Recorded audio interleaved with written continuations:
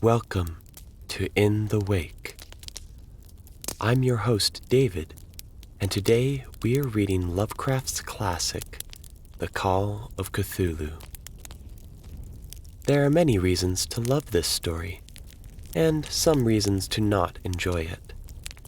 As a fair warning, Lovecraft uses some language that not everyone may be okay with. I'm putting the problematic words on the screen now, and you can decide whether or not you want to listen to this audiobook. I'll also link an introductory video where I talk about some of the problems with Lovecraft and his writing as a whole. You may find it valuable to watch that video before this one, just to be aware of what you're getting yourself into. If you are ready for a world of mystery and madness, sit back, take a deep breath, and we will plunge together into the world of Lovecraft. Let us begin.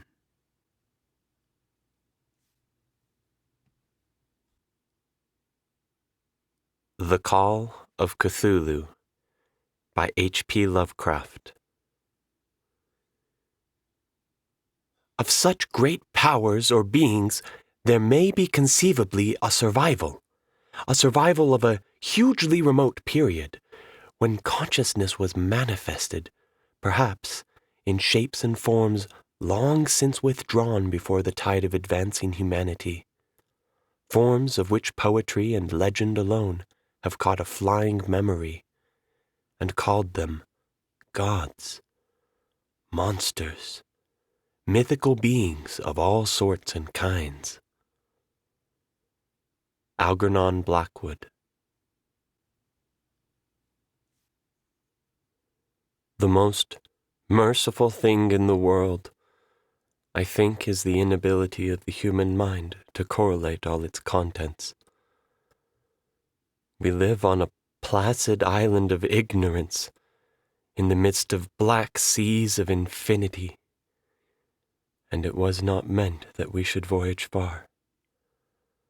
The sciences, each straining in its own direction, have hitherto harmed us little.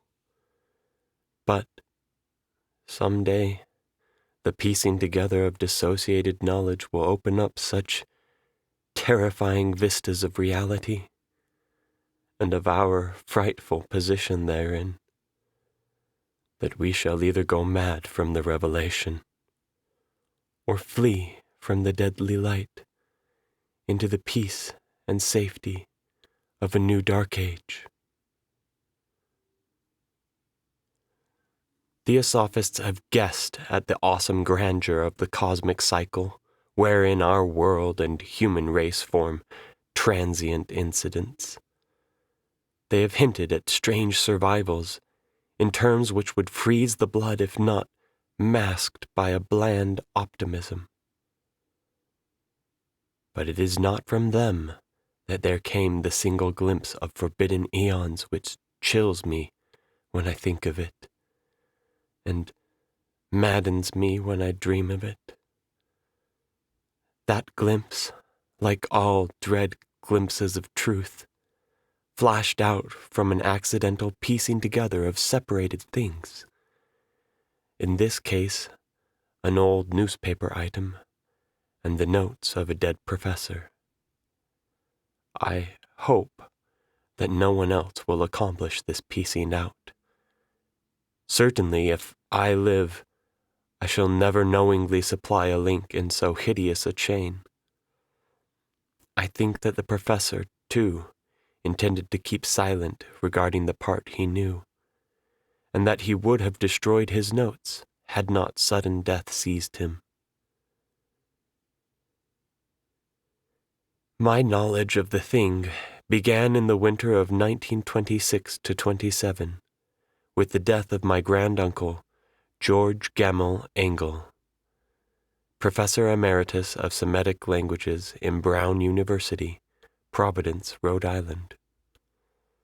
Professor Engel was widely known as an authority on ancient inscriptions, and had frequently been resorted to by the heads of prominent museums.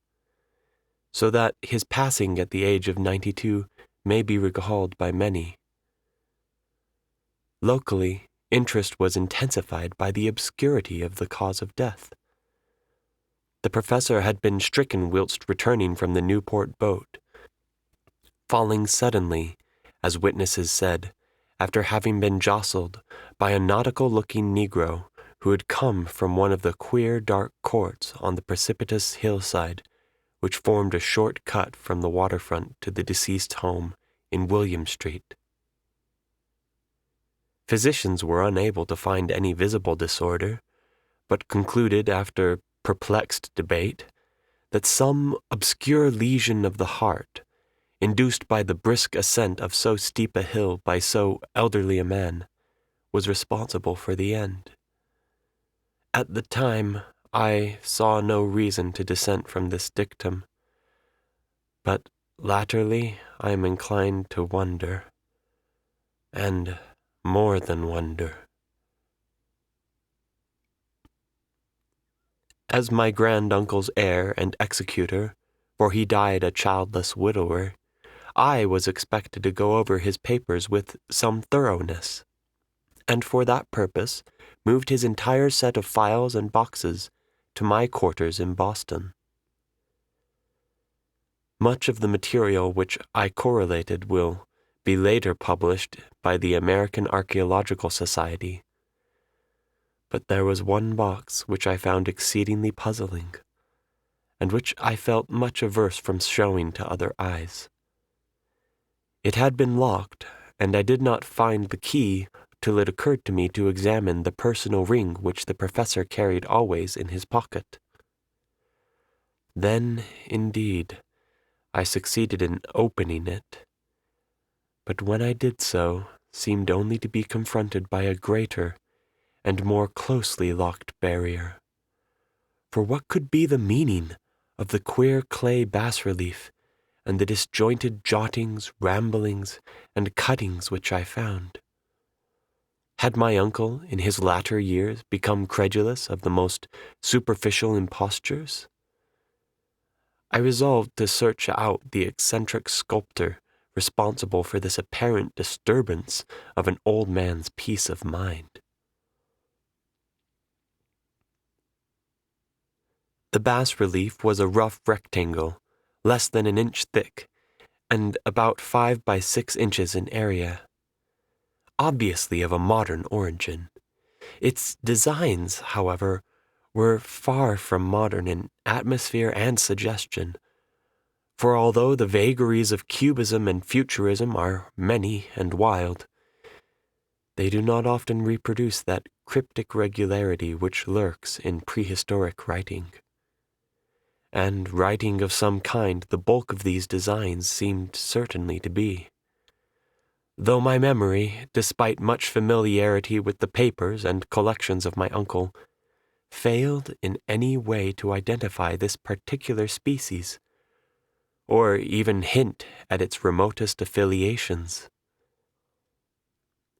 Above these apparent hieroglyphics was a figure of evidently pictorial intent, though its impressionistic execution forbade a very clear idea of its nature.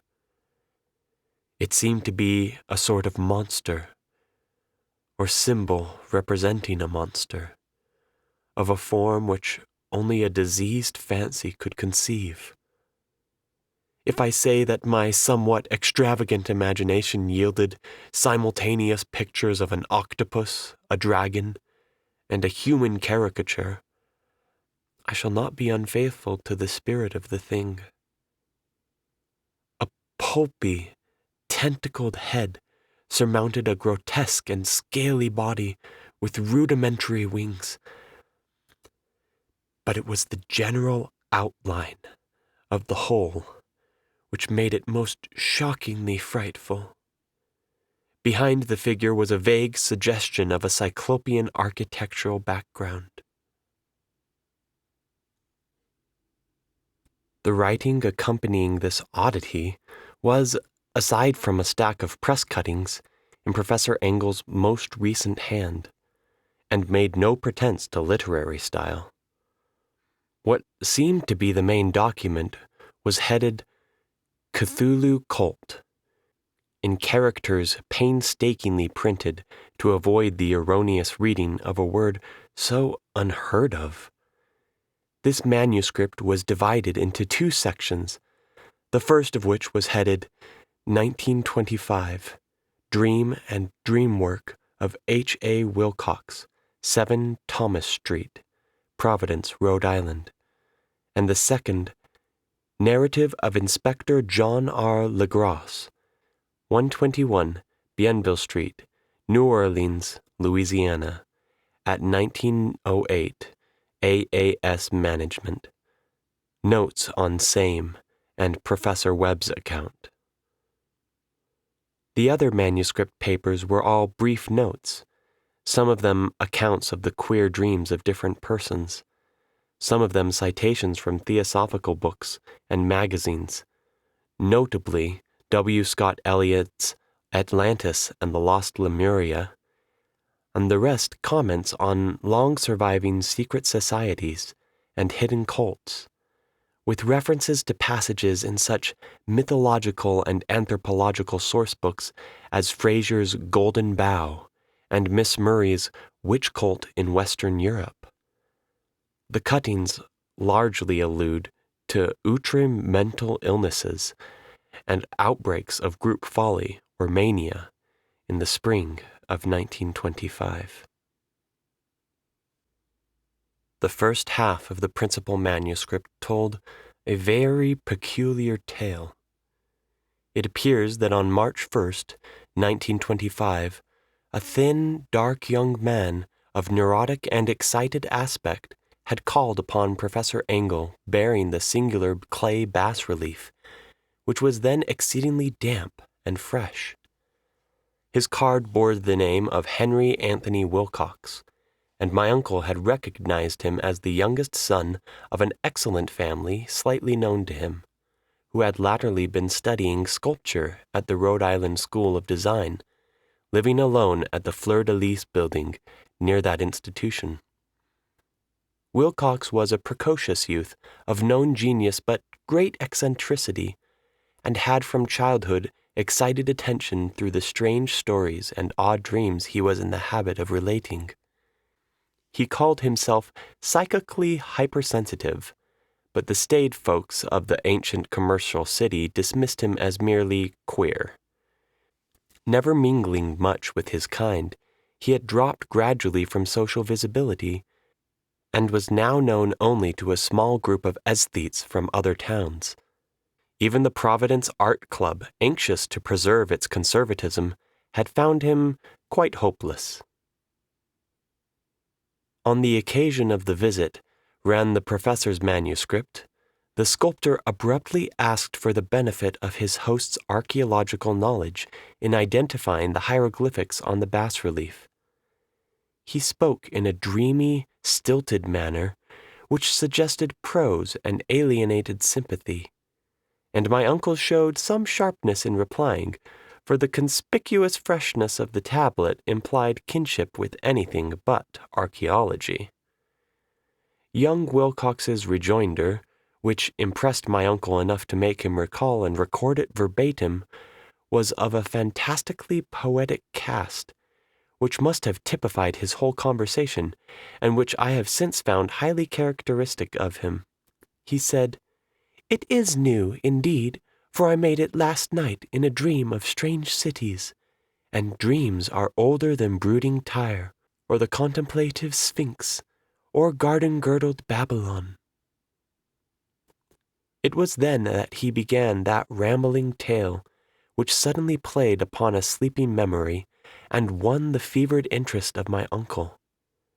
There had been a slight earthquake tremor the night before, the most considerable felt in New England for some years, and Wilcox's imagination had been keenly affected. Upon retiring, he had had an unprecedented dream of great cyclopean cities of Titan blocks and sky-flung monoliths, all dripping with green ooze and sinister with latent horror. Hieroglyphics had covered the walls and pillars, and from some undetermined point below had come a voice that was not a voice, a chaotic sensation which only fancy could transmute into sound, but which he attempted to render by the almost unpronounceable jumble of letters, Cthulhu Fatagan. This verbal jumble was the key to the recollection which excited and disturbed Professor Engel. He questioned the sculptor with scientific minuteness, and studied with almost frantic intensity the bas-relief on which the youth had found himself working, chilled and clad only in his night-clothes, when waking had stolen bewilderingly over him. My uncle blamed his old age, Wilcox afterwards said, for his slowness in recognizing both hieroglyphics and pictorial design. Many of his questions seemed highly out of place to his visitor, especially those which tried to connect the latter with strange cults or societies, and Wilcox could not understand the repeated promises of silence which he was offered in exchange for admission of membership in some widespread mystical or paganly religious body. When Professor Engel became convinced that the sculptor was indeed ignorant of any cult or system of cryptic lore, he besieged his visitor with demands for future reports of dreams. This bore regular fruit, for after the first interview, the manuscript records daily calls of the young man, during which he related startling fragments of nocturnal imagery, whose burden was always some terrible cyclopean vista of dark and dripping stone, with a subterranean voice or intelligence shouting monotonously in enigmatical sense impacts, unscriptable save as gibberish. The two sounds most frequently repeated are those rendered by the letters Cthulhu and Rilye. On March 23rd, the manuscript continued, Wilcox failed to appear, and inquiries at his quarters revealed that he had been stricken with an obscure sort of fever and taken to the home of his family in Waterman Street. He had cried out in the night, arousing several other artists in the building, and had manifested since then only alternations of unconsciousness and delirium. My uncle at once telephoned the family, and from that time forward kept close watch of the case, calling often at the Thayer Street office of Dr. Toby, whom he learned to be in charge. The youth's febrile mind, apparently, was dwelling on strange things, and the doctor shuddered now and then as he spoke of them. They included not only a repetition of what he had formerly dreamed, but touched wildly on a gigantic thing miles high, which walked or lumbered about. He at no time fully described this object, but occasional frantic words, as repeated by Dr. Toby, convinced the professor that it must be identical with the nameless monstrosity he had sought to depict in his dream sculpture. Reference to this object, the doctor added, was invariably a prelude to the young man's subsidence into lethargy. His temperature, oddly enough, was not greatly above normal, but the whole condition was otherwise such as to suggest true fever rather than mental disorder. On April 2nd, at about 3 p.m., every trace of Wilcox's malady suddenly ceased. He sat upright in bed, astonished to find himself at home and completely ignorant of what had happened in dream or reality since the night of March 22nd. Pronounced well by his physician, he returned to his quarters in 3 days, but to Professor Engel he was of no further assistance. All traces of strange dreaming had vanished with his recovery, and my uncle kept no record of his night thoughts after a week of pointless and irrelevant accounts of thoroughly usual visions.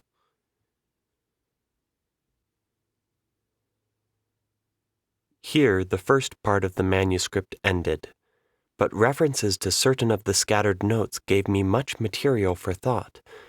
So much, in fact, that only the ingrained skepticism then forming my philosophy can account for my continued distrust of the artist.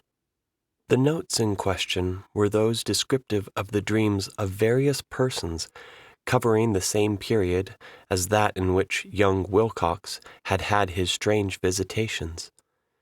My uncle, it seems, had quickly instituted a prodigiously far-flung body of inquiries amongst nearly all the friends whom he could question without impertinence, asking for nightly reports of their dreams and the dates of any notable visions for some time past.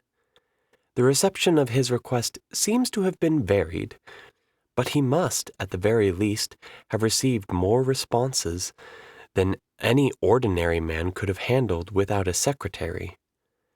This original correspondence was not preserved, but his notes formed a thorough and really significant digest. Average people in society and business, New England's traditional salt of the earth, gave an almost completely negative result, though scattered cases of uneasy but formless nocturnal impressions appear here and there, always between March 23rd and April 2nd, the period of young Wilcox's delirium. Scientific men were little more affected, though 4 cases of vague description suggest fugitive glimpses of strange landscapes, and in one case there is mentioned a dread of something abnormal.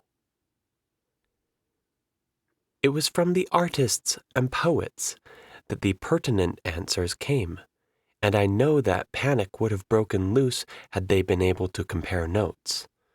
As it was, lacking their original letters, I half suspected the compiler of having asked leading questions or of having edited the correspondence in corroboration of what he had latently resolved to see. That is why I continued to feel that Wilcox, somehow cognizant of the old data which my uncle had possessed, had been imposing on the veteran scientist. These responses from aesthetes told a disturbing tale. From February 28th to April 2nd, a large portion of them had dreamed very bizarre things, the intensity of the dreams being immeasurably the stronger during the period of the sculptor's delirium. Over a fourth of those who reported anything reported scenes and half-sounds not unlike those which Wilcox had described, and some of the dreamers confessed acute fear of the gigantic, nameless thing visible toward the last. One case, which the note describes with emphasis, was very sad.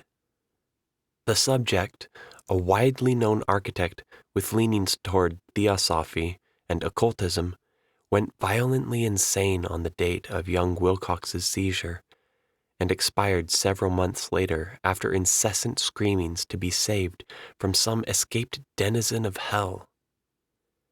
Had my uncle referred to these cases by name instead of merely by number, I should have attempted some corroboration and personal investigation. But, as it was, I succeeded in tracing down only a few. All of these, however, bore out the notes in full. I have often wondered if the objects of the professor's questioning felt as puzzled as did this fraction. It is well that no explanation shall ever reach them. The press cuttings, as I have intimated, touched on cases of panic, mania, and eccentricity during the given period. Professor Engel must have employed a cutting bureau, for the number of extracts was tremendous, and the sources scattered throughout the globe. Here was a nocturnal suicide in London, where a lone sleeper had leaped from a window after a shocking cry.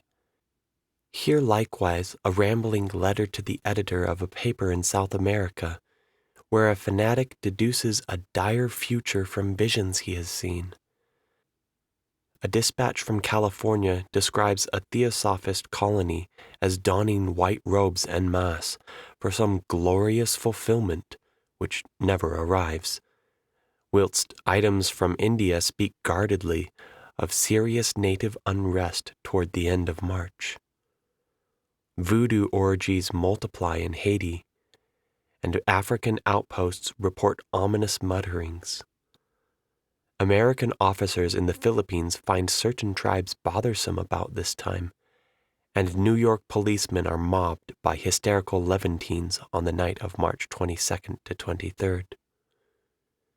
The west of Ireland, too, is full of wild rumor and legendry, and a fantastic painter named Ardois Bonot hangs a blasphemous dream landscape in the Paris Spring Salon of 1926. And so numerous are the recorded troubles in insane asylums that only a miracle can have stopped the medical fraternity from noting strange parallelisms and drawing mystified conclusions. A weird bunch of cuttings, all told, and I can at this date scarcely envisage the callous rationalism with which I set them aside. But I was then convinced that young Wilcox had known of the older matters mentioned by the professor. 2. The Tale of Inspector Legras.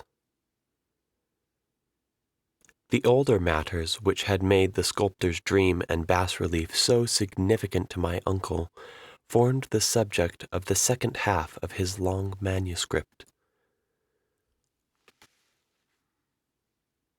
Once before, it appears, Professor Engel had seen the hellish outlines of the nameless monstrosity, puzzled over the unknown hieroglyphics, and heard the ominous syllables which can be rendered only as Cthulhu.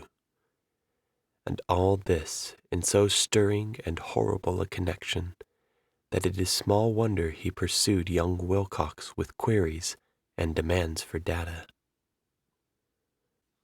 This earlier experience had come in 1908, 17 years before, when the American Archaeological Society held its annual meeting in St. Louis. Professor Engel, as befitted one of his authority and attainments, had had a prominent part in all the deliberations, and was one of the first to be approached by the several outsiders who took advantage of the convocation to offer questions for correct answering and problems for expert solution. The chief of these outsiders, and in a short time the focus of interest for the entire meeting, was a commonplace-looking middle-aged man who had traveled all the way from New Orleans for certain special information unobtainable from any local source. His name was John Raymond Legras, and he was by profession an inspector of police. With him he bore the subject of his visit, a grotesque, repulsive, and apparently very ancient stone statuette whose origin he was at a loss to determine. It must not be fancied that Inspector Legras had the least interest in archaeology. On the contrary, his wish for enlightenment was prompted by purely professional considerations. The statuette, idol, fetish, or whatever it was, had been captured some months before in the wooded swamps south of New Orleans during a raid on a supposed voodoo meeting. And so singular and hideous were the rites connected with it that the police could not but realize that they had stumbled on a dark cult totally unknown to them, and infinitely more diabolic than even the blackest of the African voodoo circles. Of its origin, apart from the erratic and unbelievable tales extorted from the captured members, absolutely nothing was to be discovered.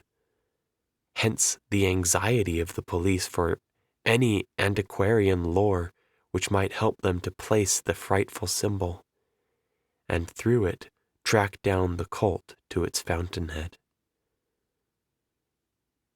Inspector Legras was scarcely prepared for the sensation which his offering created. One sight of the thing had been enough to throw the assembled men of science into a state of tense excitement, and they lost no time in crowding around him to gaze at the diminutive figure whose utter strangeness and air of genuinely abysmal antiquity hinted so potently at unopened and archaic vistas. No recognized school of sculpture had animated this terrible object, yet centuries and even thousands of years seemed recorded in its dim and greenish surface of unplaceable stone.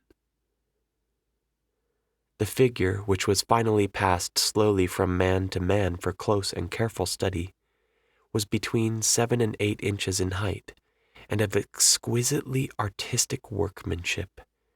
It represented a monster, a vaguely anthropoid outline, but with an octopus-like head whose face was a mass of feelers, a scaly, rubbery-looking body, prodigious claws on hind and fore feet, and long, narrow wings behind.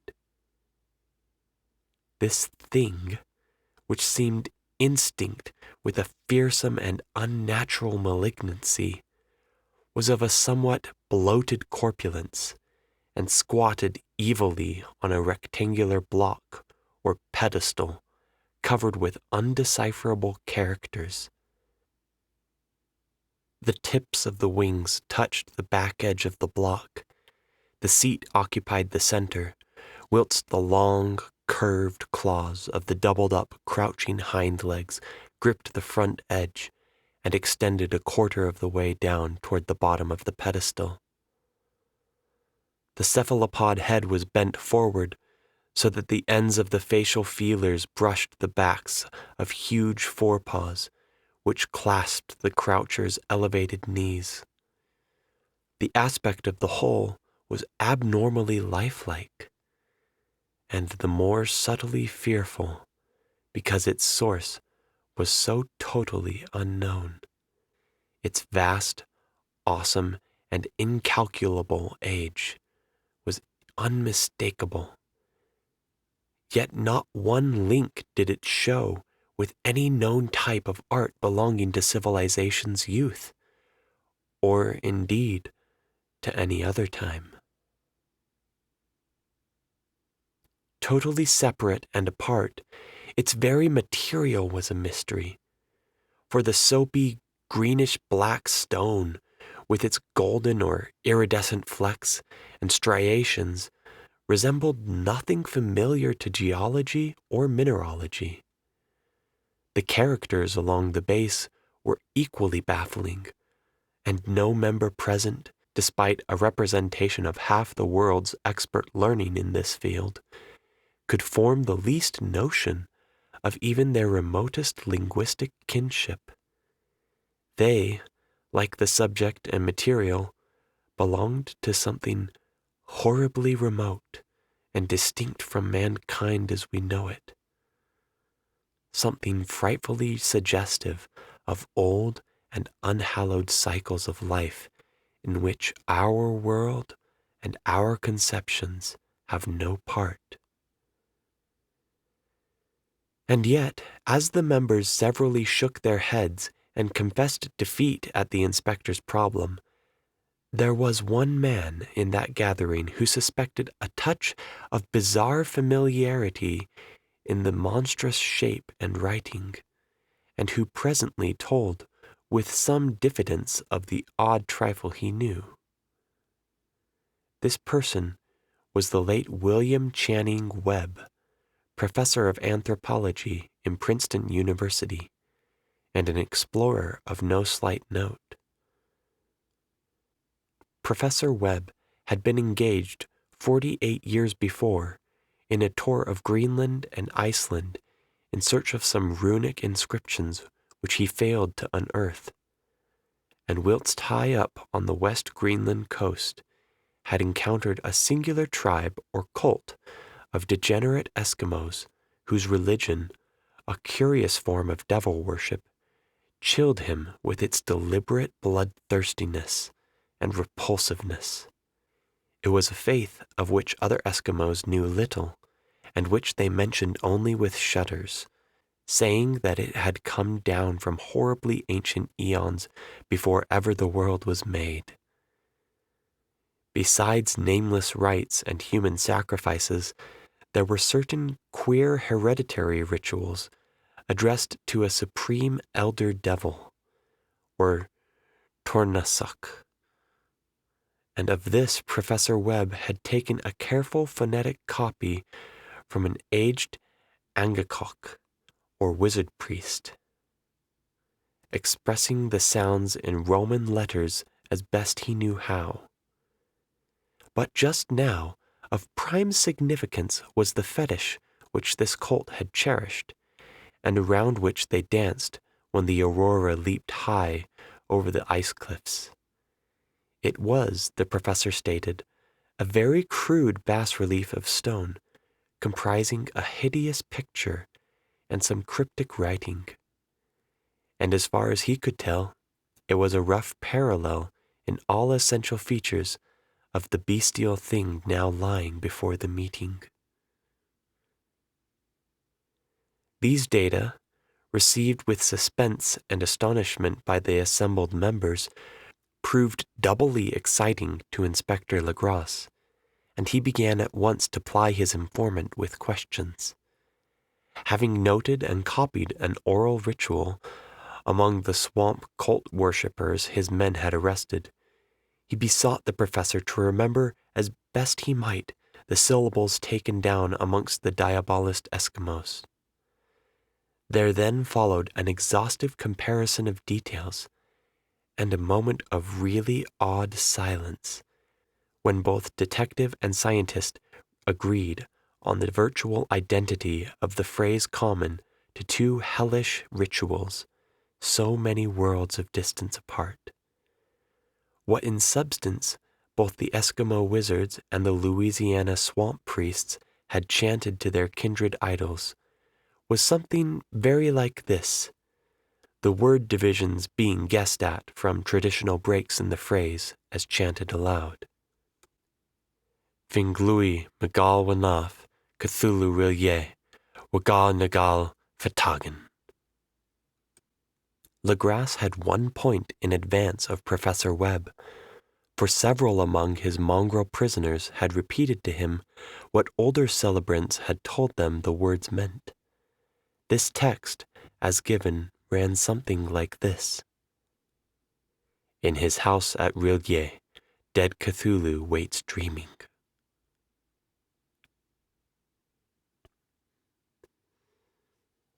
And now, in response to a general urgent demand, Inspector Legras related as fully as possible his experience with the swamp worshippers, telling a story to which I could see my uncle attached profound significance.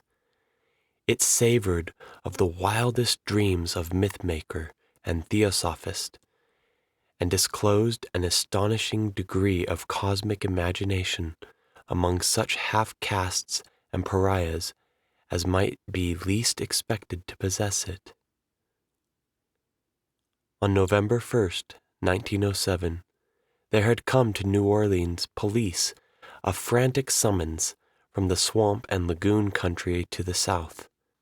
The squatters there, mostly primitive but good-natured descendants of Lafitte's men, were in the grip of stark terror from an unknown thing which had stolen upon them in the night. It was voodoo, apparently, but voodoo of a more terrible sort than they had ever known, and some of their women and children had disappeared since the malevolent tom-tom had begun its incessant beating far within the black haunted woods where no dweller ventured. There were insane shouts and harrowing screams, soul-chilling chants, and dancing devil flames, and, the frightened messenger added, the people could stand it no more. So a body of 20 police, filling 2 carriages and an automobile, had set out in the late afternoon with the shivering squatter as a guide. At the end of the passable road they alighted, and for miles splashed on in silence through the terrible cypress woods where day never came. Ugly roots and malignant hanging nooses of Spanish moss beset them, and now and then a pile of dank stones or fragments of a rotting wall intensified by its hint of morbid habitation, a depression which every malformed tree and every fungus islet combined to create. At length the squatter's settlement, a miserable huddle of huts, hove in sight, and hysterical dwellers ran out to cluster around the group of bobbing lanterns. The muffled beat of tom-toms was now faintly audible far, far ahead, and a curdling shriek came at infrequent intervals when the wind shifted.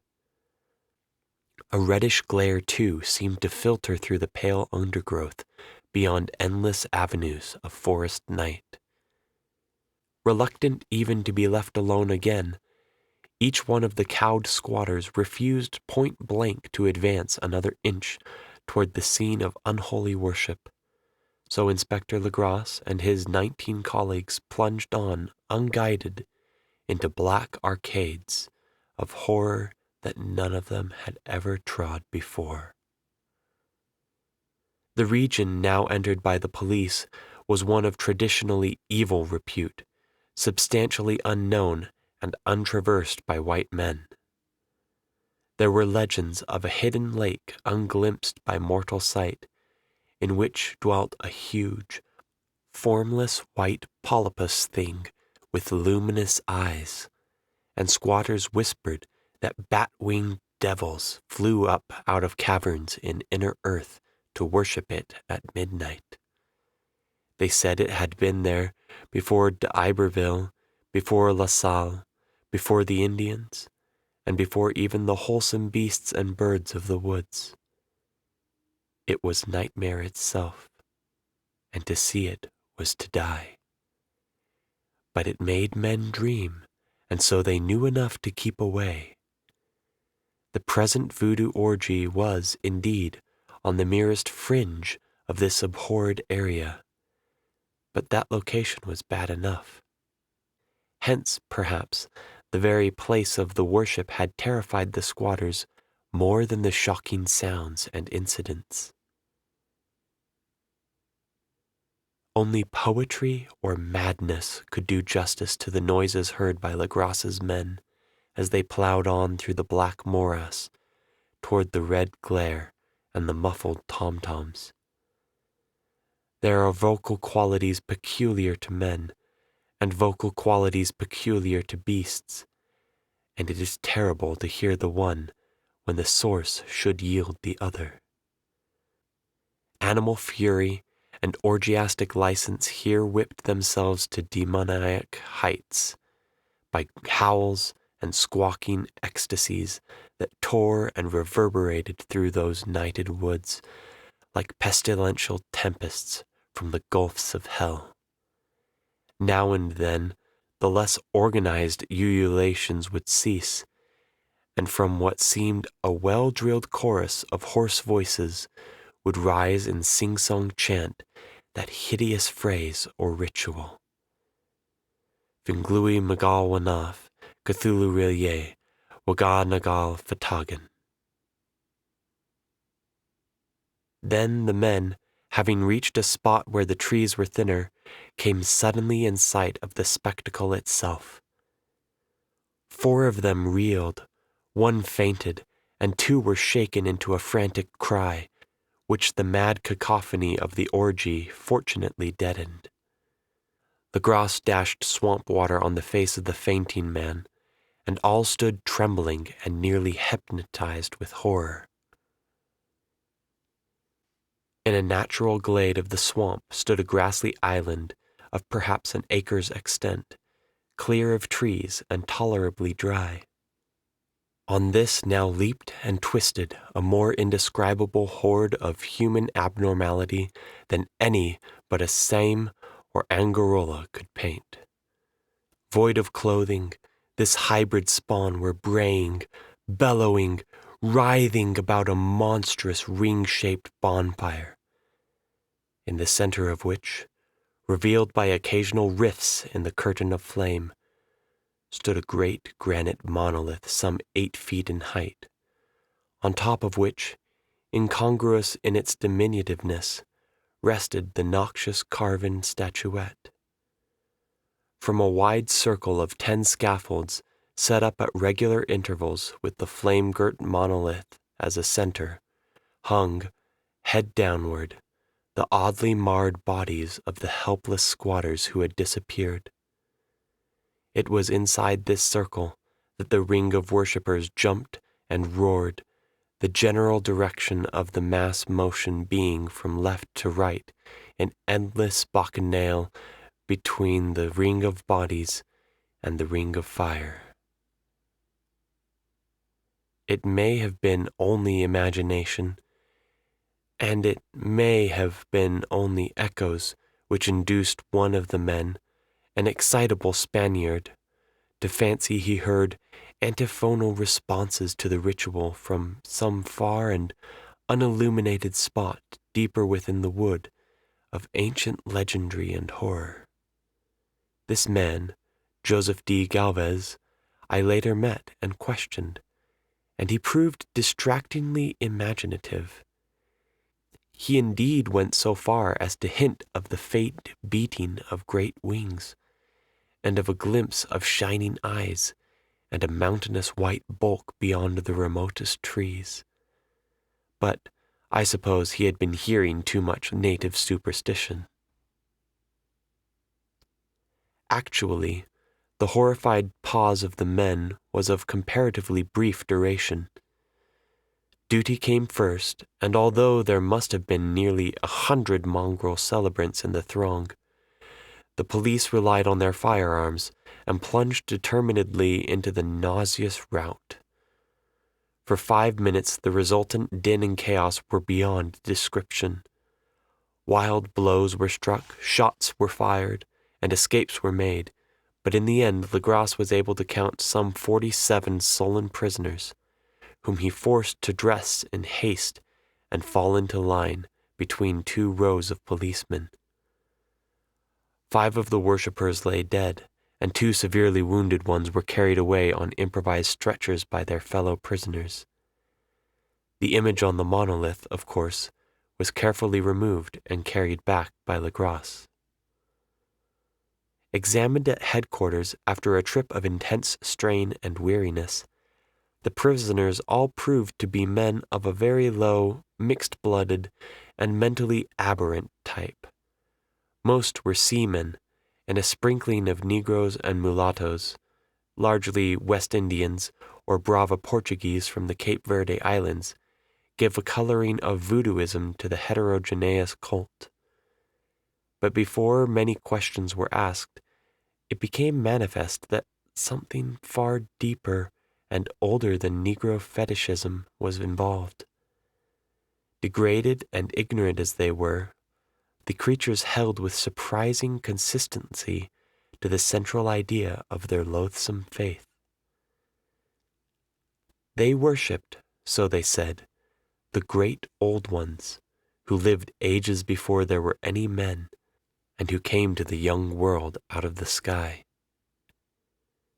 Those old ones were gone now, inside the earth and under the sea, but their dead bodies had told their secrets in dreams to the first men, who formed a cult which had never died. This was that cult, and the prisoners said it had always existed and always would exist, hidden in distant wastes and dark places all over the world, until the time when the great priest Cthulhu, from his dark house in the mighty city of Rillier under the waters, should rise and bring the earth again beneath his sway. Some day he would call, when the stars were ready, and the secret cult would always be waiting to liberate him. Meanwhile, no more must be told. There was a secret which even torture could not extract. Mankind was not absolutely alone among the conscious things of the earth, for shapes came out of the dark to visit the faithful few. But these were not the great old ones. No man had ever seen the old ones. The carven idol was great Cthulhu, but none might say whether or not the others were precisely like him. No one could read the old writing now, but things were told by word of mouth. The chanted ritual was not the secret. That was never spoken aloud, only whispered. The chant meant only this: in his house at Rillier, dead Cthulhu waits dreaming. Only 2 of the prisoners were found sane enough to be hanged, and the rest were committed to various institutions. All denied a part in the ritual murders, and averred that the killing had been done by black-winged ones, which had come to them from their immemorial meeting place in the haunted wood. But of those mysterious allies no coherent account could ever be gained. What the police did extract came mainly from an immensely aged mestizo named Castro, who claimed to have sailed to strange ports and talked with undying leaders of the cult in the mountains of China. Old Castro remembered bits of hideous legend that paled the speculations of theosophists and made man and the world seem recent and transient indeed. There had been eons when other things ruled on the earth, and they had had great cities. Remains of them, he said the deathless Chinaman had told him, were still to be found as cyclopean stones on islands in the Pacific. They all died vast epochs of time before man came, but there were arts which could revive them when the stars had come round again to the right positions in the cycle of eternity. They had, indeed, come themselves from the stars, and brought their images with them. These great old ones, Castro continued, were not composed altogether of flesh and blood. They had shape, for did not this star-fashioned image prove it? But that shape was not made of matter. When the stars were right, they could plunge from world to world through the sky. But when the stars were wrong, they could not live. But although they no longer lived, they would never really die. They all lay in stone houses in their great city of Rillier, preserved by the spells of mighty Cthulhu, for a glorious resurrection when the stars and the earth might once more be ready for them. But at that time some force from outside must serve to liberate their bodies. The spells that preserved them intact likewise prevented them from making an initial move, and they could only lie awake in the dark and think whilst uncounted millions of years rolled by. They knew all that was occurring in the universe, for their mode of speech was transmitted thought. Even now they talked in their tombs. When, after infinities of chaos, the first men came, the great old ones spoke to the sensitive among them by molding their dreams, for only thus could their language reach the fleshly minds of mammals. Then, whispered Castro, those first men formed the cult around small idols which the great old ones showed them, idols brought in dim eras from dark stars. That cult would never die till the stars came right again, and the secret priests would take great Cthulhu from his tomb to revive his subjects and resume his rule of earth. The time would be easy to know, for then mankind would have become as the great old ones, free and wild and beyond good and evil, with laws and morals thrown aside, and all men shouting and killing and reveling in joy. Then the liberated old ones would teach them new ways to shout and kill and revel and enjoy themselves, and all the earth would flame with a holocaust of ecstasy and freedom. Meanwhile, the cult, by appropriate rites, must keep alive the memory of those ancient ways and shadow forth the prophecy of their return.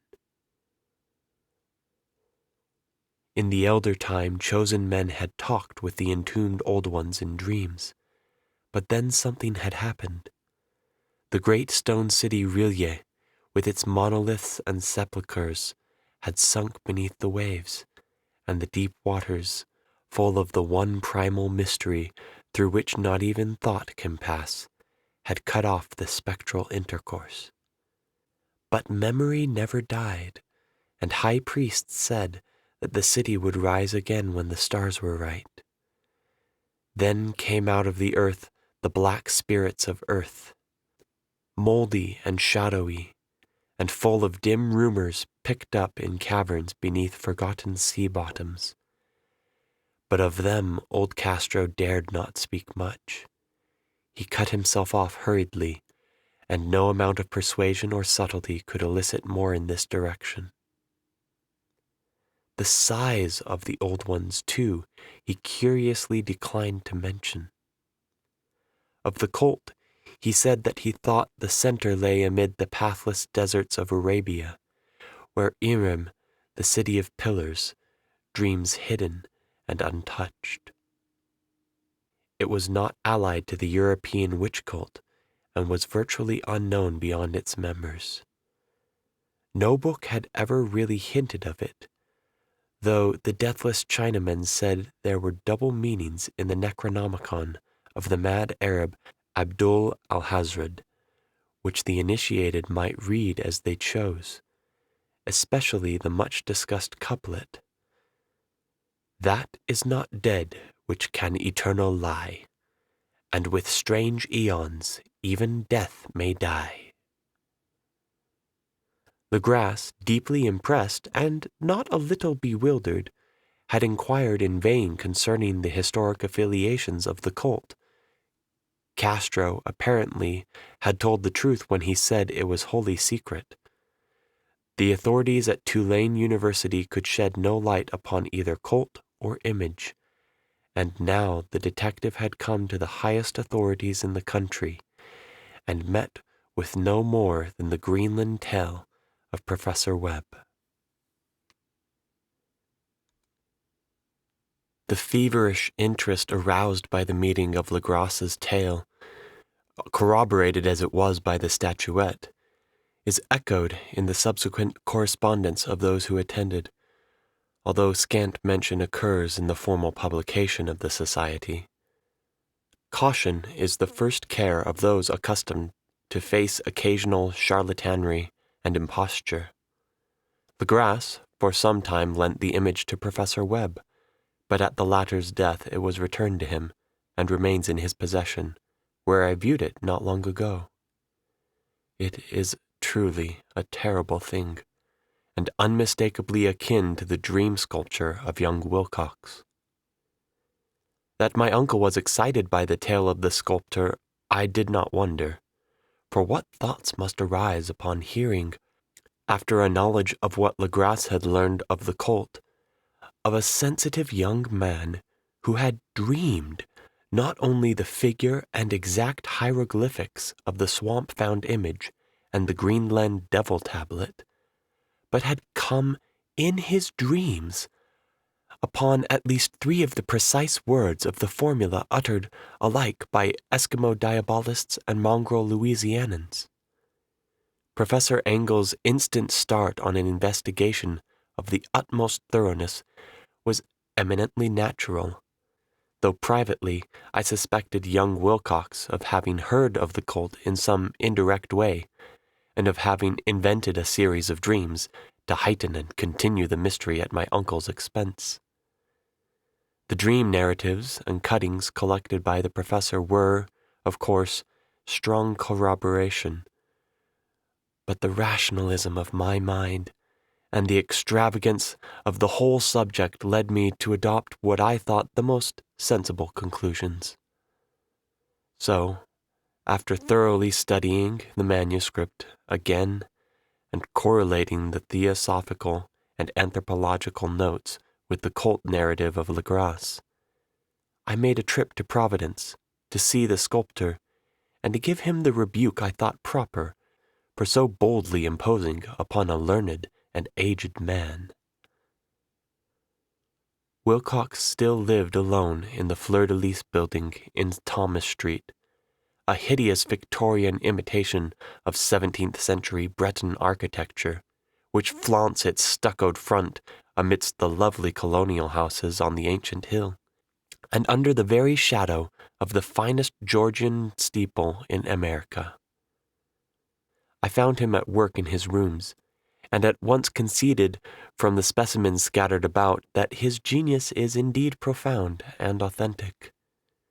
He will, I believe, be heard from some time as one of the great decadents, for he has crystallized in clay and will one day mirror in marble those nightmares and fantasies which Arthur Machen evokes in prose, and Clark Aston Smith makes visible in verse and in painting. Dark, frail, and somewhat unkempt in aspect, he turned languidly at my knock and asked me my business, without rising. When I told him who I was, he displayed some interest, for my uncle had excited his curiosity in probing his strange dreams, yet had never explained the reason for the study. I did not enlarge his knowledge in this regard, but sought with some subtlety to draw him out.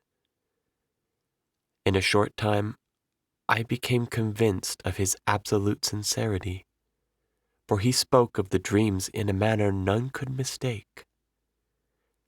They and their subconscious residuum had influenced his art so profoundly, and he showed me a morbid statue whose contours almost made me shake with the potency of its black suggestion. He could not recall having seen the original of this thing except in his own dream bas-relief, but the outlines had formed themselves insensibly under his hands. It was, no doubt, the giant shape he had raved of in delirium. That he really knew nothing of the hidden cult, save from what my uncle's relentless catechism had let fall, he soon made clear. And again I strove to think of some way in which he could possibly have received the weird impressions. He talked of his dreams in a strangely poetic fashion, making me see with terrible vividness the damp cyclopean city of slimy green stone, whose geometry, he oddly said, was all wrong. And here, with frightened expectancy, the ceaseless, half-mental calling from underground. Cthulhu Ftagan, Cthulhu Ftagan. These words had formed part of that dread ritual, which told of dead Cthulhu's dream vigil in his stone vault at Rilliers, and I felt deeply moved, despite my rational beliefs. Wilcox, I was sure, had heard of the cult in some casual way, and had soon forgotten it amidst the mass of his equally weird reading and imagining. Later, by virtue of its sheer impressiveness, it had found subconscious expression in dreams, in the bas-relief, and in the terrible statue I now beheld, so that his imposture upon my uncle had been a very innocent one. The youth was of a type, at once slightly affected and slightly ill-mannered, which I could never like. But I was willing enough now to admit both his genius and his honesty. I took leave of him amicably, and wish him all the success his talent promises. The matter of the cult still remained to fascinate me, and at times I had visions of personal fame from researches into its origin and connections. I visited New Orleans, talked with Legras and others of that old-time raiding party, saw the frightful image, and even questioned such of the mongrel prisoners as still survived. Old Castro, unfortunately, had been dead for some years. What I now heard so graphically at first hand, though it was really no more than a detailed confirmation of what my uncle had written, excited me afresh. For I felt sure that I was on the track of a very real, very secret, and very ancient religion whose discovery would make me an anthropologist of note. My attitude was still one of absolute materialism, as I wish it still were, and I discounted with most inexplicable perversity the coincidence of the dream notes and odd cuttings collected by Professor Engel. One thing which I began to suspect, and which I now fear I know, is that my uncle's death was far from natural. He fell on a narrow hill street leading up from an ancient waterfront swarming with foreign mongrels, after a careless push from a Negro sailor. I did not forget the mixed blood and marine pursuits of the cult members in Louisiana, and would not be surprised to learn of secret methods and poison needles as ruthless and as anciently known as the cryptic rites and beliefs. Legras and his men, it is true, have been let alone, but in Norway a certain seaman who saw things is dead. Might not the deeper inquiries of my uncle after encountering the sculptor's data have come to sinister ears? I think Professor Engel died because he knew too much, or because he was likely to learn too much. Whether I shall go as he did remains to be seen, for I have learned much now.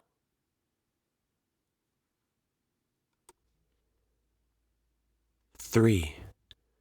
The madness from the sea.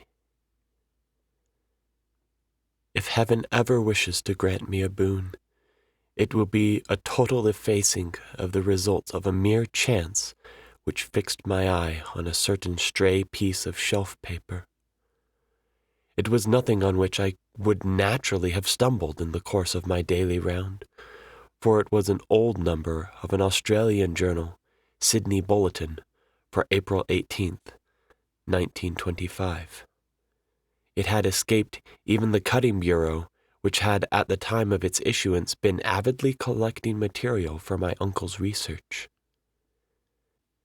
I had largely given over my inquiries into what Professor Engel called the Cthulhu cult, and was visiting a learned friend of Paterson, New Jersey, the curator of a local museum and a mineralogist of note. Examining one day the reserve specimens roughly set on the storage shelves in a rear room of the museum, my eye was caught by an odd picture in one of the old papers spread beneath the stones. It was the Sydney Bulletin I have mentioned, for my friend has wide affiliations in all conceivable foreign parts, and the picture was a half-tone cut of a hideous stone image, almost identical with that which Legras had found in the swamp. Eagerly clearing the sheet of its precious contents, I scanned the item in detail and was disappointed to find it of only moderate length. What it suggested, however, was of portentous significance to my flagging quest, and I carefully tore it out for immediate action. It read as follows: Mystery derelict found at sea. Vigilant arrives with helpless, armed New Zealand yacht in tow. One survivor and dead man found aboard.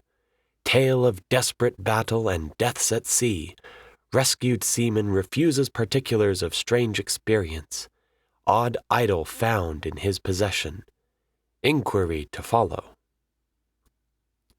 The Morrison Company's freighter Vigilant bound from Valparaiso, arrived this morning at its wharf in Darling Harbor, having in tow the battled and disabled but heavily armed steam yacht Alert of Dunedin, New Zealand, which was sighted April 12th in south latitude 34 degrees 21 minutes, west longitude 152 degrees 17 minutes, with 1 living and 1 dead man aboard. The Vigilant left Valparaiso March 25th, and on April 2nd was driven considerably south of her course by exceptionally heavy storms and monster waves. On April 12th, the derelict was sighted, and, though apparently deserted, was found upon boarding to contain 1 survivor in a half-delirious condition, and 1 man who had evidently been dead for more than a week. The living man was clutching a horrible stone idol of unknown origin, about a foot in height, regarding whose nature authorities at Sydney University, the Royal Society, and the museum in College Street all profess complete bafflement, and which the survivor says he found in the cabin of the yacht, in a small carved shrine of common pattern. This man, after recovering his senses, told an exceedingly strange story of piracy and slaughter. He is Gustav Johansen, a Norwegian of some intelligence, and had been second mate of the 2-masted schooner Emma of Auckland, which sailed for Callao February 20th, with a complement of 11 men.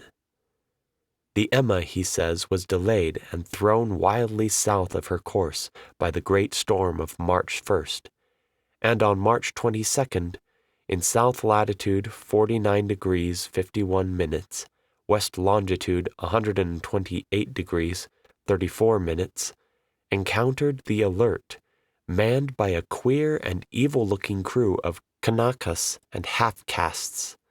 Being ordered peremptorily to turn back, Captain Collins refused, whereupon the strange crew began to fire savagely and without warning upon the schooner with a peculiarly heavy battery of brass cannon forming part of the yacht's equipment.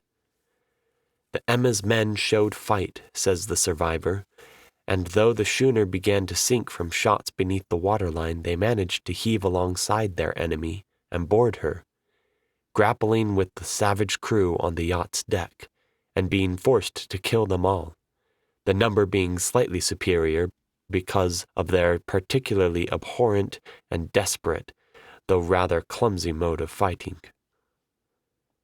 3 of the Emma's men, including Captain Collins and First Mate Green, were killed, and the remaining 8 under Second Mate Johansen proceeded to navigate the captured yacht, going ahead in their original direction to see if any reason for their ordering back had existed. The next day, it appears, they raised and landed on a small island, although none is known to exist in that part of the ocean, and 6 of the men somehow died ashore, though Johansen is queerly reticent about this part of his story, and speaks only of their falling into a rock chasm. Later, it seems, he and 1 companion boarded the yacht and tried to manage her, but were beaten about by the storm of April 2nd. From that time till his rescue on the 12th, the man remembers little, and he does not even recall when William Bridden, his companion, died. Bridden's death reveals no apparent cause, and was probably due to excitement or exposure. Cable advices from Dunedin report that the Alert was well known there as an island trader and bore an evil reputation along the waterfront. It was owned by a curious group of half-castes whose frequent meetings and night trips to the woods attracted no little curiosity, and it had set sail in great haste just after the storm and earth tremors of March 1st. Our Auckland correspondent gives the Emma and her crew an excellent reputation, and Johansen is described as a sober and worthy man. The Admiralty will institute an inquiry on the whole matter beginning tomorrow, at which every effort will be made to induce Johansen to speak more freely than he has done hitherto. This was all, together with the picture of the hellish image. But what a train of ideas it started in my mind. Here were new treasuries of data on the Cthulhu cult, and evidence that it had strange interests at sea as well as on land. What motive prompted the hybrid crew to order back the Emma as they sailed about with their hideous idol? What was the unknown island on which 6 of the Emma's crew had died, and about which the mate Johansen was so secretive? What had the Vice Admiralty's investigation brought out, and what was known of the noxious cult in Dunedin? And most marvelous of all, what deep and more than natural linkage of dates was this which gave a malign and now undeniable significance to the various turns of events so carefully noted by my uncle. March 1st, our February 28th, according to the international dateline, the earthquake and storm had come. From Dunedin, the Alert and her noisome crew had darted eagerly forth as if imperiously summoned, and on the other side of the earth, poets and artists had begun to dream of a strange, dank, cyclopean city, whilst a young sculptor had molded in his sleep the form of the dreaded Cthulhu. March 23rd, the crew of the Emma landed on an unknown island and left 6 men dead, and on that date the dreams of sensitive men assumed a heightened vividness and darkened with dread of a giant monster's malign pursuit, whilst an architect had gone mad and a sculptor had lapsed suddenly into delirium. And what of this storm of April 2nd, the date on which all dreams of the dank city ceased, and Wilcox emerged unharmed from the bondage of strange fever? What of all this, and of those hints of old Castro about the sunken, star-born old ones and their coming reign, their faithful cult, and their mastery of dreams? Was I tottering on the brink of cosmic horrors beyond man's power to bear? If so, they must be horrors of the mind alone, for in some way the 2nd of April had put a stop to whatever monstrous menace had begun its siege of mankind's soul. That evening, after a day of hurried cabling and arranging, I bade my host adieu and took a train for San Francisco. In less than a month I was in Dunedin, where, however, I found that little was known of the strange cult members who had lingered in the old sea taverns. Waterfront scum was far too common for special mention, though there was vague talk about one inland trip these mongrels had made, during which faint drumming and red flame were noted on the distant hills. In Auckland, I learned that Johansen had returned with yellow hair turned white after a perfunctory and inconclusive questioning at Sydney, and had thereafter sold his cottage in West Street and sailed with his wife to his old home in Oslo.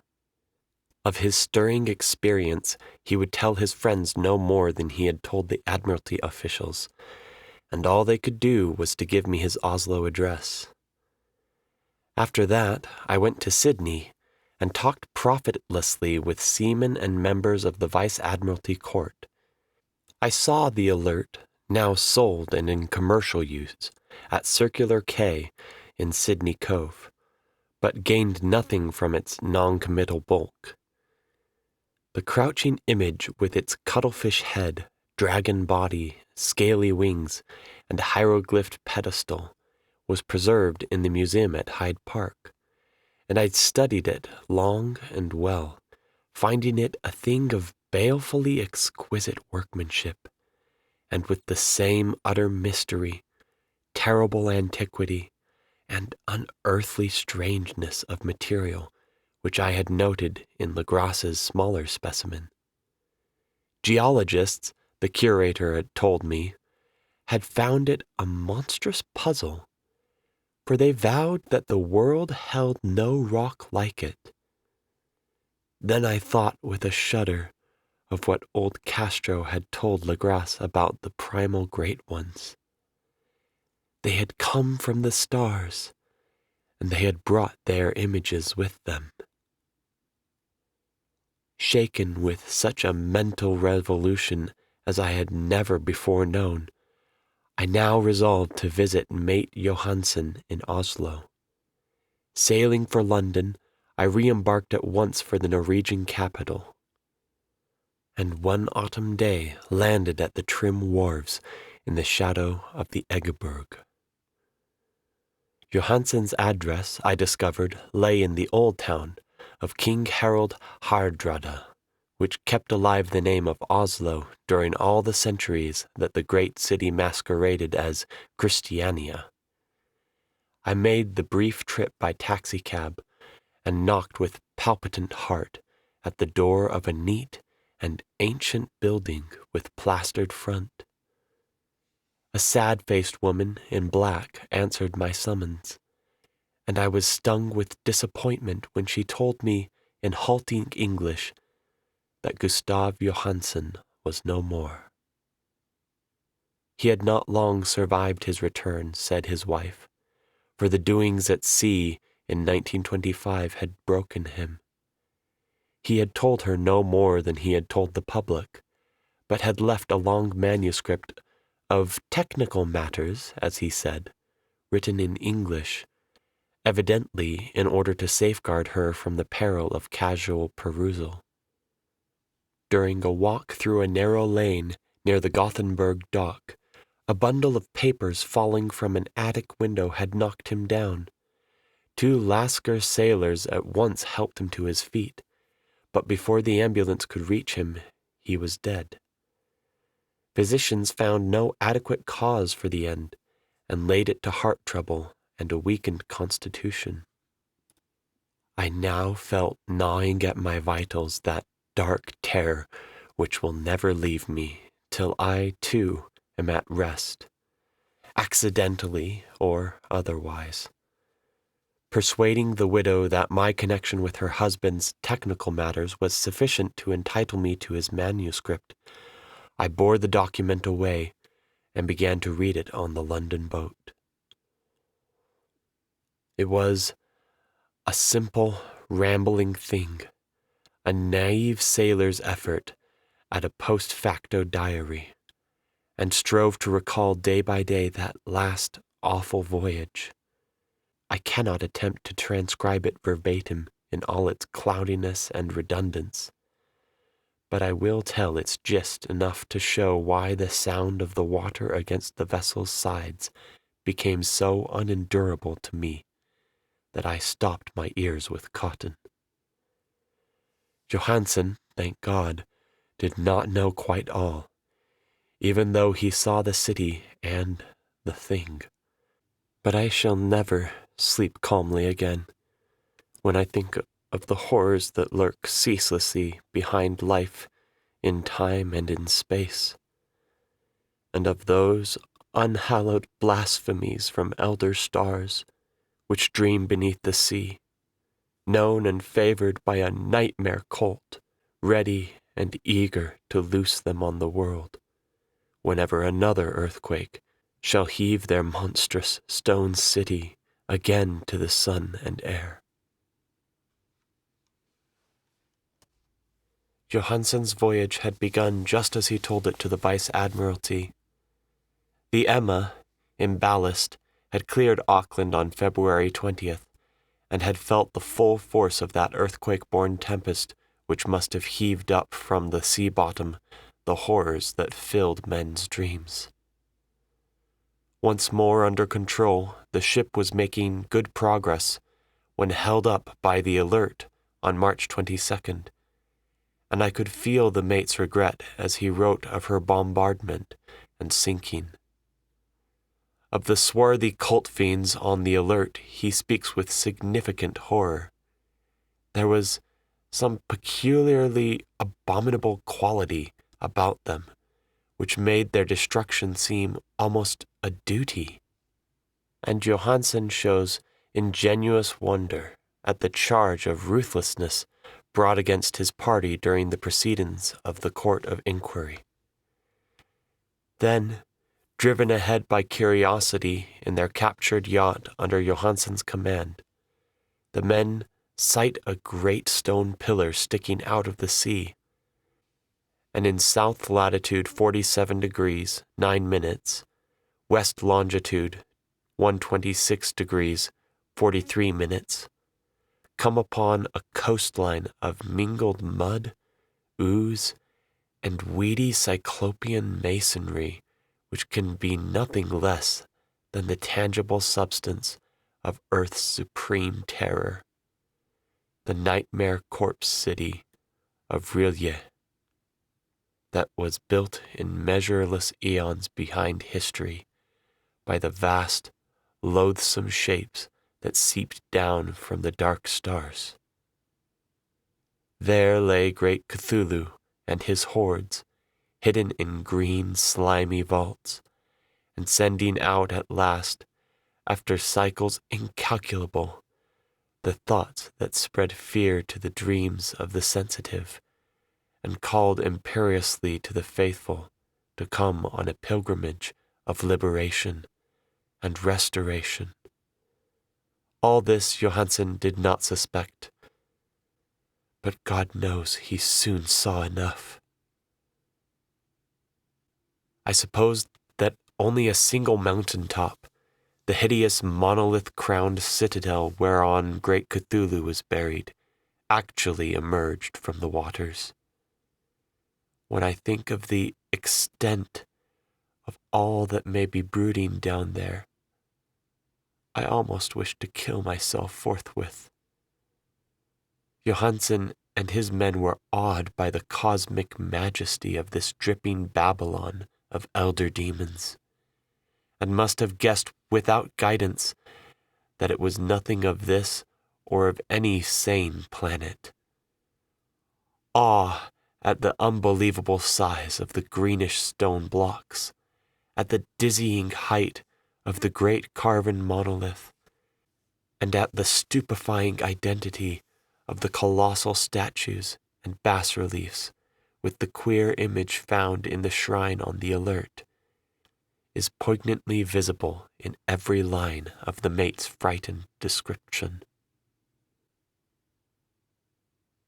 Without knowing what futurism is like, Johansen achieved something very close to it when he spoke of the city.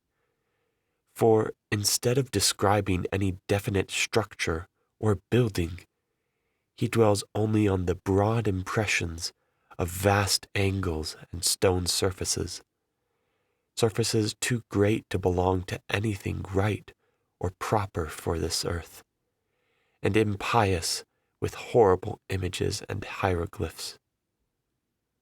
I mention his talk about angles because it suggests something Wilcox had told me of his awful dreams. He had said that the geometry of the dream place he saw was abnormal, non-Euclidean, and loathsomely redolent of spheres and dimensions apart from ours. Now an unlettered seaman felt the same thing whilst gazing at the terrible reality.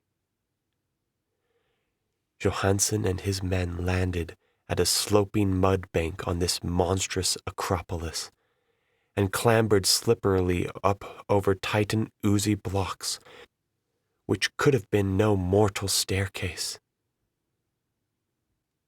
The very sun of heaven seemed distorted when viewed through the polarizing miasma welling out from this sea-soaked perversion, and twisted menace and suspense lurked leeringly in those crazily elusive angles of carven rock, where a second glance showed concavity after the first showed convexity. Something very like fright had come over all the explorers before anything more definite than rock and ooze and weed was seen. Each would have fled had he not feared the scorn of the others, and it was only half-heartedly that they searched, vainly as it proved, for some portable souvenir to bear away. It was Rodriguez the Portuguese who climbed up the foot of the monolith and shouted of what he had found. The rest followed him and looked curiously at the immense carved door with the now familiar squid dragon bas-relief. It was, Johansen said, like a great barn door, and they all felt that it was a door because of the ornate lintel, threshold, and jambs around it, though they could not decide whether it lay flat like a trapdoor, or slantwise like an outside cellar door.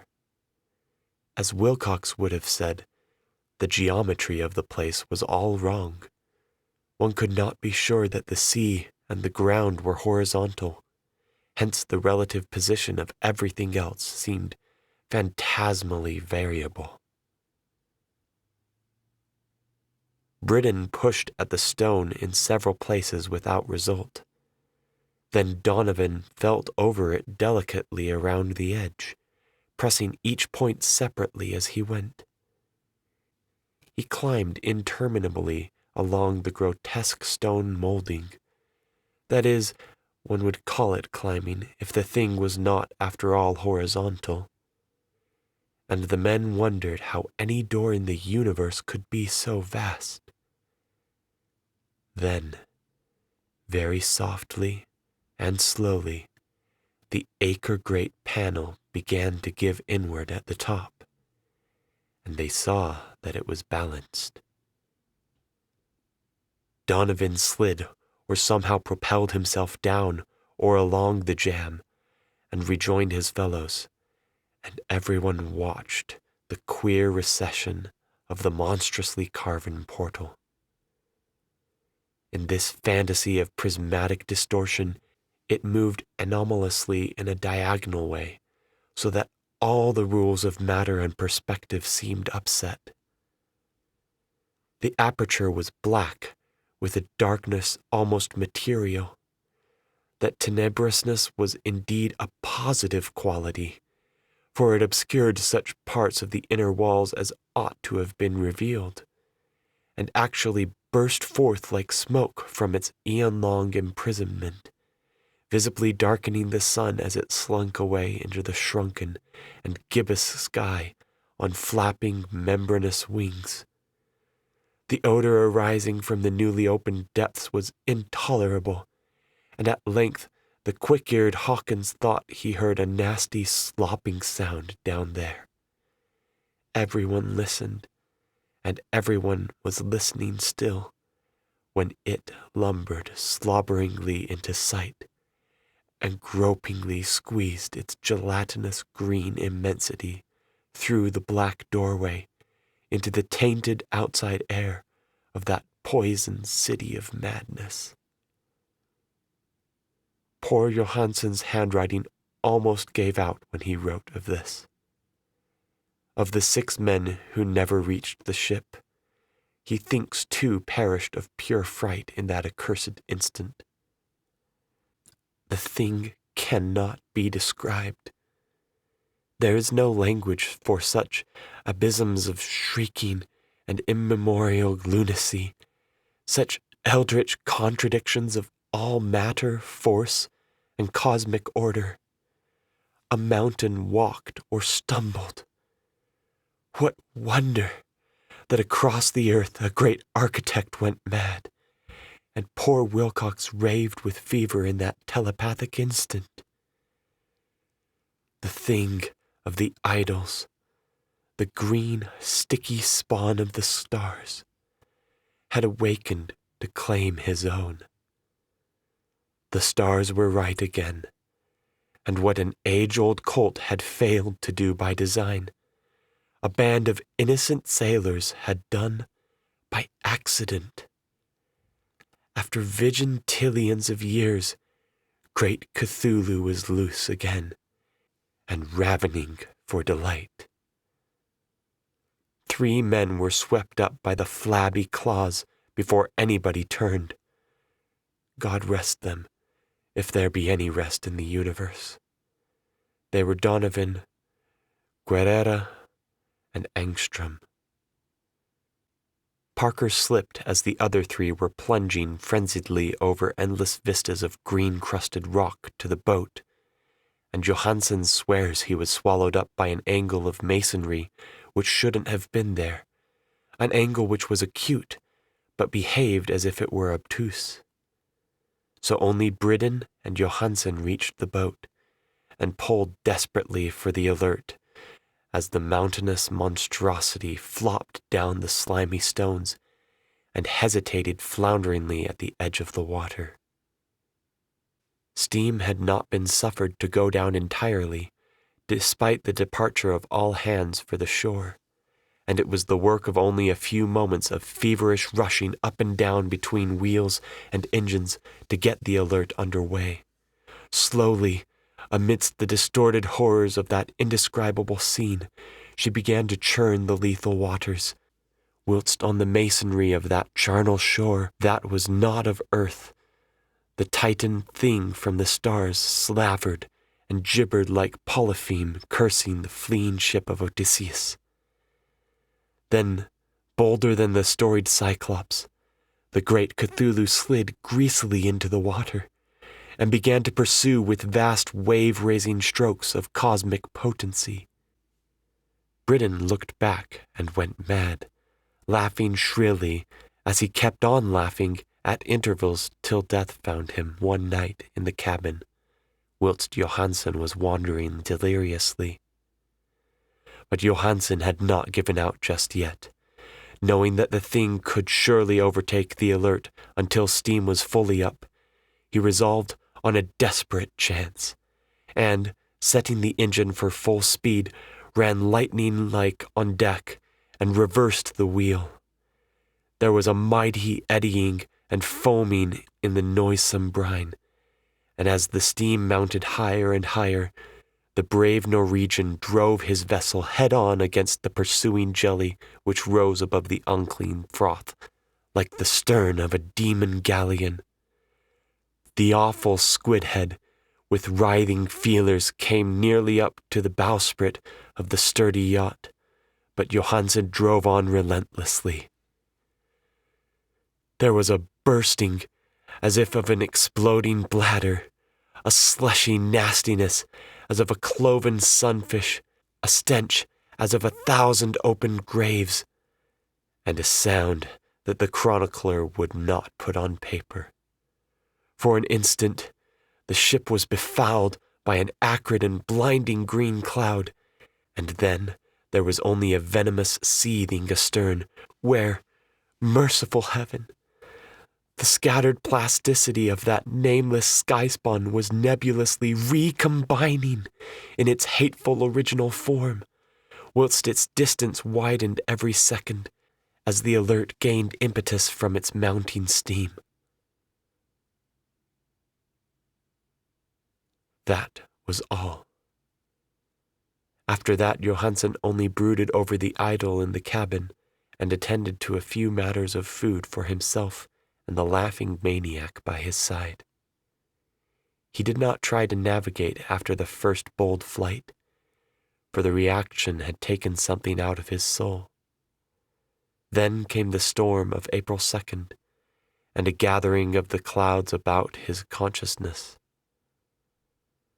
There is a sense of spectral whirling through the liquid gulfs of infinity, of dizzying rides through reeling universes on a comet's tail, and of hysterical plunges from the pit to the moon and from the moon back again to the pit, all livened by a cockinating chorus of the distorted, hilarious elder gods and the green, bat-winged mocking imps of Tartarus. Out of that dream came rescue. The Vigilant, the Vice-Admiralty Court, the streets of Dunedin, and the long voyage back home to the old house by the Eggeberg. He could not tell. They would think him mad. He would write of what he knew before death came, But his wife must not guess. Death would be a boon if only it could blot out the memories. That was the document I read, and now I have placed it in the tin box beside the bas-relief and the papers of Professor Engel. With it shall go this record of mine, this test of my own sanity, wherein is pieced together that which I hope may never be pieced together again. I have looked upon all that the universe has to hold of horror, and even the skies of spring and the flowers of summer must ever afterward be poison to me. But I do not think my life will be long. As my uncle went, as poor Johansen went, so I shall go. I know too much, and the cult still lives. Cthulhu still lives too, I suppose, again in that chasm of stone, which has shielded him since the sun was young. His accursed city is sunken once more, for the Vigilant sailed over the spot after the April storm.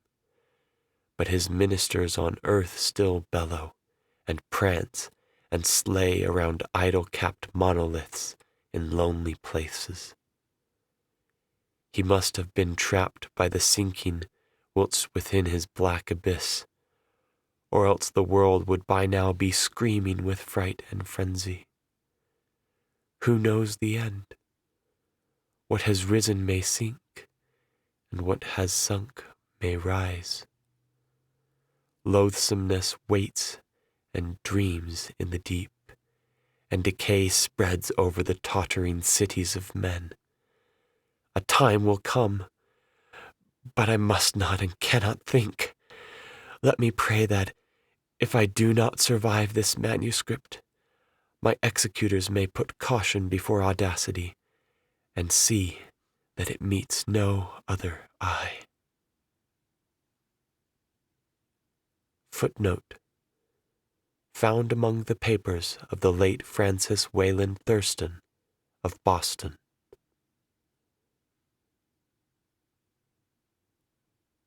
The end.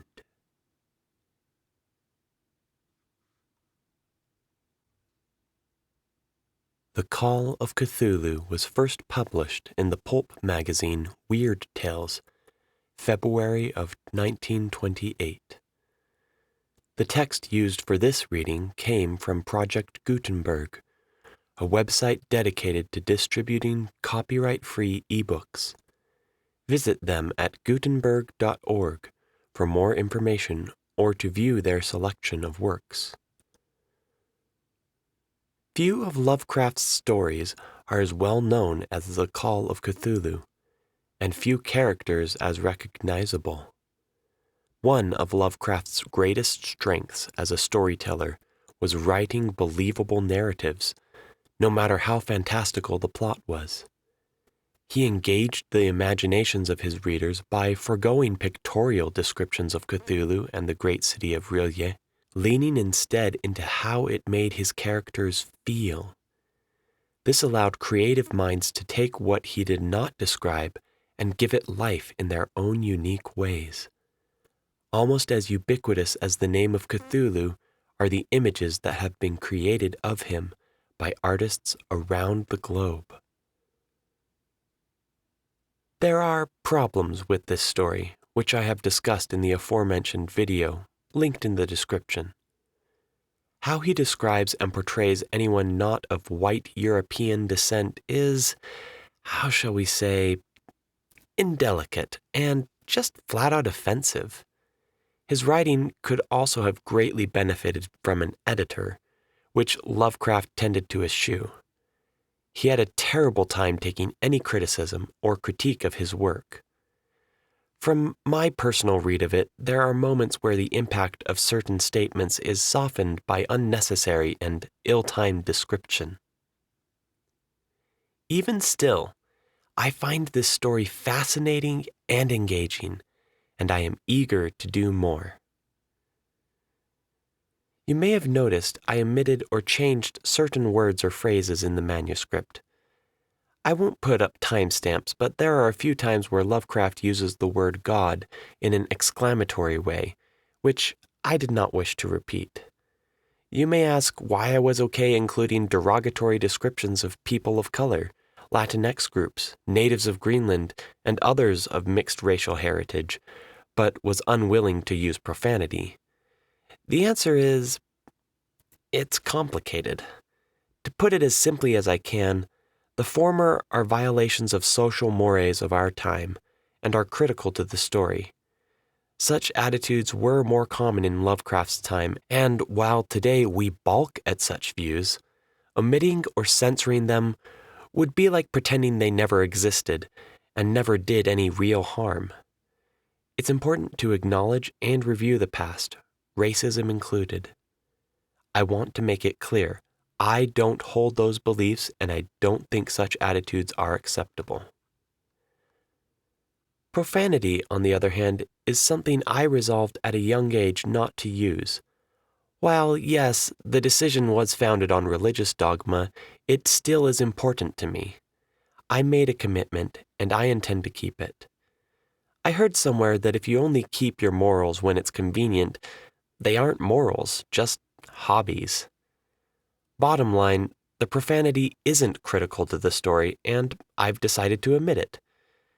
And yet I included the racist stuff. Does that make me a hypocrite? Maybe. Should I have included or omitted either, or both? Honestly, I can see arguments for any side. Let me know in the comments what you think. I hope you enjoyed this foray into Lovecraft's worlds as much as I did. If you did enjoy it, do me a favor and hit like. Leave a comment telling me what you liked about the story or my read. And make sure you subscribe and ring that notification bell for when I upload another tale of terror. I upload infrequently, so you aren't going to be spammed with notifications, and that's the best way to make sure you don't miss another horror story. Thank you for coming on this voyage within the wake. I'll see you again when the stars are right. Good night and goodbye.